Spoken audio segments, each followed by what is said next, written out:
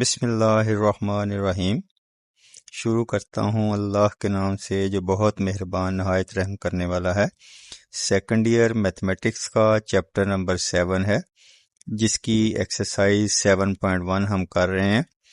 आज जो है हमने क्वेश्चन नंबर 12 करना है, जिसमें रेशो फार्मूला यूज़ होता है। तो उससे पहले क्वेश्चन नंबर 7 को सॉल्व करने से पहले हम रेशो फार्मूला जो है वो प्रूव करेंगे, तो फिर ही उस क्वेश्चन में उसकी इम्प्लीमेंटेशन हो सकेगी।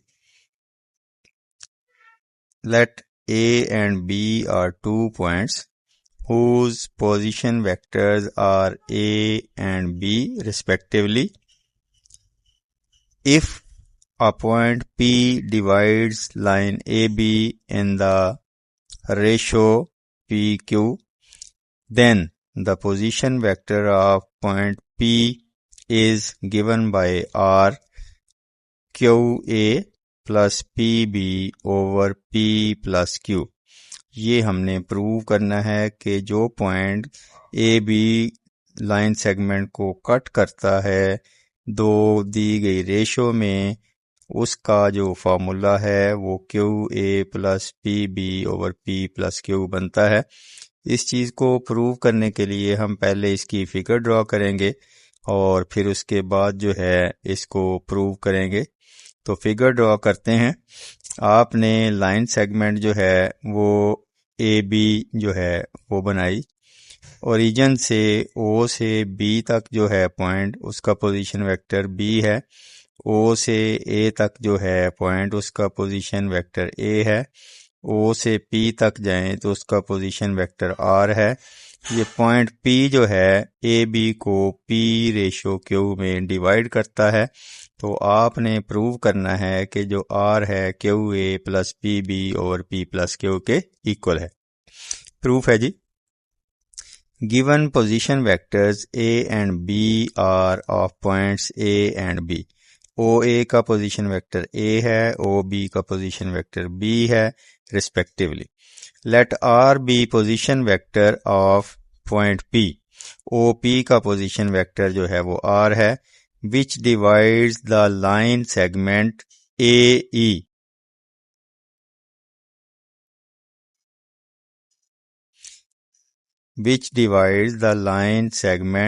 AB in the ratio P ratio Q, that is measurement of AP ratio measurement of PB is equal to P ratio Q.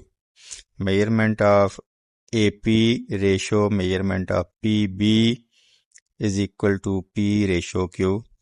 तो फिर है क्या जी, इनको रेशो को आप डिवीजन फॉर्म में भी लिख सकते हैं। तो जो आपने AP और PB की रेशो लिखी है, इसको आपने डिवीजन फॉर्म में लिख दिया। Measurement of AP over measurement of PB is equal to P ratio Q लिखा, इसको भी डिवीजन फॉर्म में लिख दिया। अब इनको क्रॉस मल्टीप्लाई करेंगे तो क्यू जो है वो इससे मल्टीप्लाई होगा ए पी से, और जो पी है वो इससे मल्टीप्लाई होगा पी बी से। इसी तरह से हुआ क्यू इज जो मल्टीप्लाई हो रहा है मेजरमेंट ऑफ ए पी के साथ, और पी मल्टीप्लाई हो रहा है पी बी के साथ। तो जब आपने इसको वेक्टर फॉर्म में लिखना है तो ये ए पी वेक्टर बन गया और ये पी बी वेक्टर बन गया।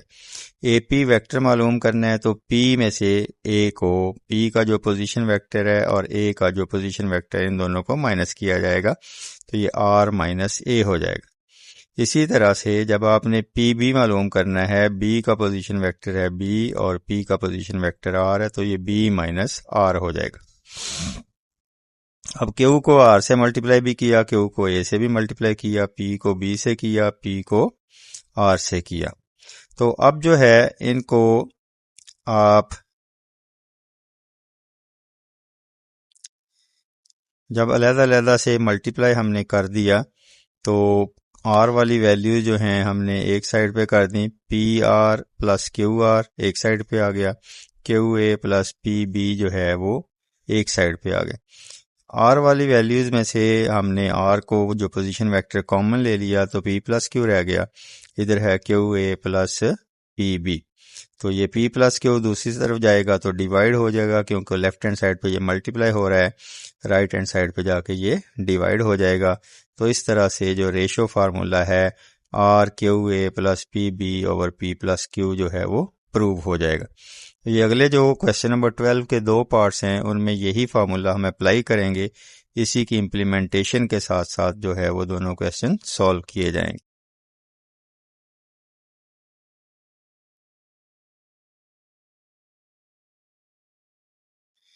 जी ये क्वेश्चन नंबर 12 है। Find the position vector of point of division of the line segment joining the following pair of points in the given ratio। Number 1 है जी, पॉइंट सी डिवाइड कर रहा है with position vector point C with position vector 2i minus 3j and point D with position vector 3i plus 2j in the given ratio जो जिसमें ये divide हो रहा है वो 4:3 है। तो ये रेशो की जो है पी और क्यू की फॉर्म में लिखेंगे, पोजीशन वेक्टर उसी तरह से लिखेंगे, इसकी फिगर ड्रॉ करेंगे, फिर इसको सॉल्व करेंगे। फिगर ड्रॉ करते हैं जी। तो इसकी फिगर जो है ये ड्रॉ की गई है। ये सी का पोजीशन वेक्टर उसने दिया हुआ है हमें। तो सी का पोजीशन वेक्टर जो है वो 2i माइनस 3j है और डी का जो पोजीशन वेक्टर है 3i प्लस 2j है और ओ पी जो है, ठीक है जी, पी का जो पोजीशन वेक्टर आर है, जो पी जो है पॉइंट जो सी डी को डिवाइड कर रहा है वो 4:3 है। तो इस तरह से पोजीशन वेक्टर ऑफ सी जो है उसको हमने ए कह दिया, 2i माइनस 3j है। पोजीशन वेक्टर ऑफ डी जो है उसको हमने बी कह दिया, 3i प्लस 2j है। तो रेशो जो दी हुई है वो पी रेशो क्यू 4:3 है। तो पोजीशन वेक्टर ऑफ पी जो है हमने उसको आर कहा हुआ, ओ पी का जो पोजीशन वेक्टर है उसे आर कहा हुआ। तो फार्मूला हमारे पास होता है R is equal to Q A plus P B over P plus Q. तो अब हमारे पास P की वैल्यू भी है, Q की वैल्यू भी है, A वेक्टर की पोजीशन वेक्टर जो दिया हुआ है उसकी वैल्यू भी है और B के पोजीशन वेक्टर की वैल्यू भी मौजूद है। 3A पोजीशन वेक्टर है 2i minus 3j plus P जो 4 दिया हुआ है, वेक्टर B है 3i plus 2j divided by P plus Q है। दोनों को हम आपस में ऐड करके लिखेंगे।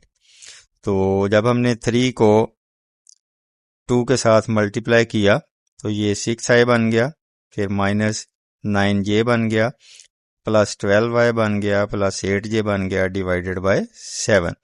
तो i वाली वैल्यूज को इकट्ठा करके आपने सॉल्व कर दिया, j वाली वैल्यूज को इकट्ठा करके सॉल्व कर दिया, तो ये बन गया 18i माइनस j ओवर 7। तो 7 को अलग-अलग कर दिया, 18 over 7i minus 1 over 7j। ये आपके पास इसका कंप्लीट आंसर आ गया। इसके बाद है जी सेकंड इसका पार्ट है, उस पे भी यही रेशो फार्मूला ही अप्लाई होता है। तो वो कहता है जी point E with position vector 5j and point F with position vector 4i plus j in the ratio 2:5 है।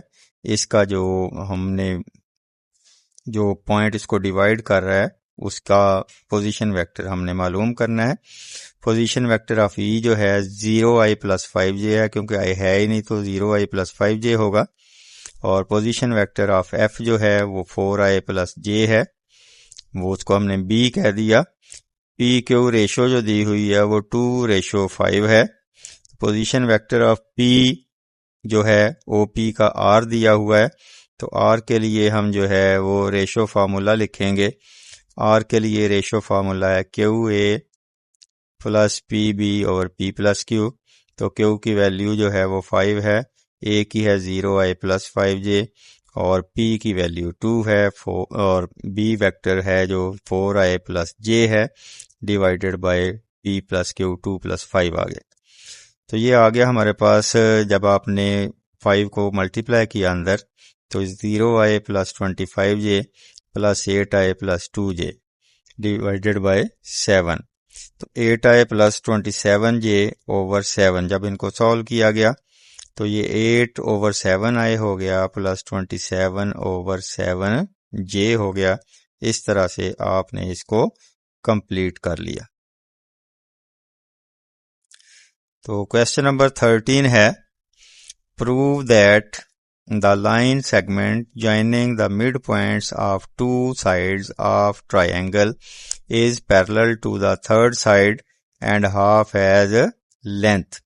बस आपसे पूछा गया कि आप प्रूव करें कि ट्रायंगल की जो दो साइड्स होती हैं वो और जो तीसरी साइड होती है, दो साइड्स की अगर आप मिड पॉइंट्स लें और उनको आपस में ज्वाइन करें तो वो जो तीसरी साइड है उसके पैरेलल होगी और उसकी लेंथ जो है उसका हाफ होगी।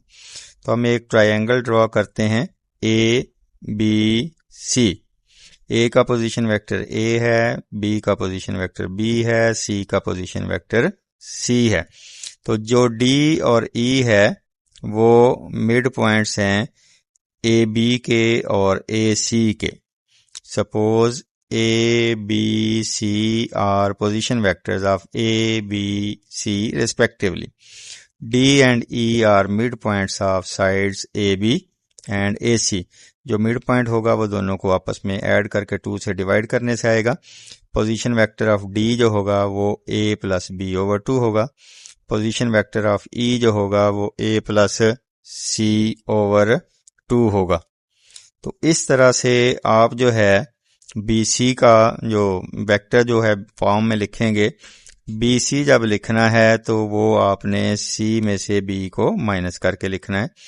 DE जब लिखना है तो वो E में से D को माइनस करके लिखना है। तो ये दोनों आपने BC भी मालूम किया, DE भी मालूम किया। तो अब जो DE है आपने जब उसको सिंप्लीफाई किया तो DE जो है A plus C over 2 minus A plus B over 2, 1 over 2 common ले लिया, A plus C minus A minus B हो गया। A और A कैंसिल हो गए तो 1 ओवर 2 C माइनस B हो गया। तो C माइनस B जो आपने मालूम किया हुआ है वो BC है। तो ये DE is equal to 1 over 2 BC हो गया। So DE is equal to 1 over 2 BC। BC जो है वो पैरेलल है DE के and DE is half in length of BC। DE जो है BC को अगर हम 2 से डिवाइड करें तो उसके इक्वल आता है। यही बात उसने आपसे पूछी हुई थी कि ये जो DE है वो BC का हाफ बनता है लंबाई में। तो ये प्रूव करें और ये दोनों आपस में पैरेलल हैं। तो ये बात आपने प्रूव कर दी जी। क्वेश्चन नंबर 14 है, prove that the line segment joining the midpoints of the sides of a quadrilateral taken in order form a parallelogram। तो हम एक फिगर ड्रॉ करते हैं ABCD जो कि एक क्वाड्रिलेटरल बनती है और इसका जो ABCD है ये क्वाड्रिलेटरल है। A का पोजीशन वेक्टर स्मॉल a है, B का पोजीशन वेक्टर स्मॉल b है, C का पोजीशन वेक्टर स्मॉल c है और D का पोजीशन वेक्टर स्मॉल d है। और E, F, G, H जो है वो मिड पॉइंट्स हैं साइड्स के। AB का मिड पॉइंट E है और BC का मिड पॉइंट जो है वो F है। CD का मिड पॉइंट G है और AD का मिड पॉइंट जो है वो H है। तो जब आपने इसको पैरेललोग्राम प्रूव करना है तो आपने देखना है कि इसकी जो अपोजिट साइड्स हैं वो आपस में पैरेलल होनी चाहिए। तो E जो है वो मिड पॉइंट है AB का, उसका पोजीशन वेक्टर बनता है A प्लस B ओवर 2। जब आपने मिड पॉइंट मालूम करना है तो उसके जो दोनों पोजीशन वेक्टर्स हैं उनको प्लस करके 2 से डिवाइड करना है और इसी तरह से F मालूम करने के लिए B और C को ऐड करना है और 2 से डिवाइड करना है। इसी तरह से G का पोजीशन वेक्टर मालूम करने के लिए C और D को ऐड करना है और 2 से डिवाइड करना है और H का पोजीशन वेक्टर मालूम करने के लिए A और D को ऐड करना है, 2 से डिवाइड करना है। अब जब हमने EF फाइंड आउट करना है वेक्टर तो F में से E को माइनस करना है। HG फाइंड आउट करना है तो G में से H को माइनस करना है। H फाइंड आउट करना है तो H में से E को माइनस करना है। FG फाइंड आउट करना है तो G में से F को माइनस करना है। तो ये हम सारा जो है पोजीशन वेक्टर ई का जो मिड पॉइंट है ए बी, उसका पोजीशन वेक्टर है A plus B over two. F mid point है बी सी का, उसका position B vector B plus C over two. G जो है मिड पॉइंट है सी डी का, उसका पोजीशन वेक्टर है C plus D over two. और एच जो है वो मिड पॉइंट है ए डी का, उसका पोजीशन वेक्टर है A plus D over two. E F मालूम करना है तो एफ में से ई को माइनस करेंगे, 1/2 कॉमन ले लेंगे तो ये सी माइनस ए आ जाएगा, 1/2 सी माइनस ए। एच जी मालूम करना है तो जी में से एच को माइनस करेंगे, 1/2 कॉमन ले लेंगे, बाकी वैल्यू सिंप्लीफाई हो जाएंगी तो ये भी सी माइनस ए हो जाएगा। एच जी जो है 1/2 सी माइनस ए के बराबर आ गया। ई एफ जो है 1/2 सी माइनस ए के बराबर आ गया। ये दोनों आपस में इक्वल हैं तो इसलिए ये दोनों पैरेलल हैं। अब आप देखेंगे कि ई एफ जो एच जी जो है ये पैरेलल हैं, एच जी ई एफ और एच जी आपस में पैरेलल हैं। ई एच जो है वो ए प्लस डी ओवर टू, यानी एच में से ई को माइनस करेंगे और आप इसको सिंप्लीफाई करेंगे तो ये d माइनस बी बन जाएगा, 1/2 d माइनस बी आ गया। और इसके साथ साथ जब आपने एफ जी फाइंड आउट करना है तो g में से f को माइनस करना है तो 1/d माइनस बी मालूम करना है। तो ये एफ जी जो है 1/2 d माइनस बी है। एफ जी और ई एच दोनों सेम आ रहे हैं, इसलिए एफ जी और ई एच जो हैं ये दोनों आपस में पैरेलल हैं। क्योंकि ये अपोजिट साइड जो हैं आपस में पैरेलल आ रही हैं तो इसलिए ये जो फिगर बनती है ये पैरेललोग्राम बनती। Because opposite sides are parallel so E F G H is a parallelogram. तो इस तरह से ये एक पैरेललोग्राम बनती है। यही उसने प्रूव करने को कहा हुआ था, ये आपने प्रूव कर दिया।